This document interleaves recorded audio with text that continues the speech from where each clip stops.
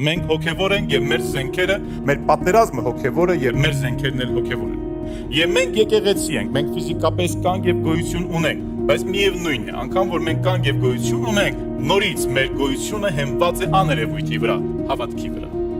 Այսինքն, մենք հավատում ենք Աստծուն, որ աներևույթ է ֆիզիկական աչքերի համար, մենք հավատում ենք Աստվածաշնչին, որ կա ֆիզիկապես, բայց նրա ճշմարտությունը շատ դեպքերում մարդիկ ասում են, որ որտեղից գիտեք, որ Աստվածաշունչը ճշմարիտ է, մենք գիտենք։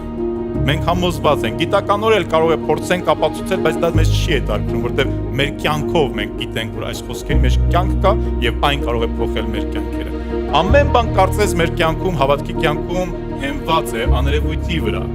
բայց մենք վստահ ենք եւ համոզված ենք։ Եվ մեր զենքերն էլ տեսանելի չեն, մեր զենքերն էլ ֆիզիկական չեն, այն հոգեվոր զենքեր են։ Դրսևորվում է ֆիզիկապես, բայց միևնույն է, այն հոգեվոր զենքեր են։ Փառք մեր Աստծուն։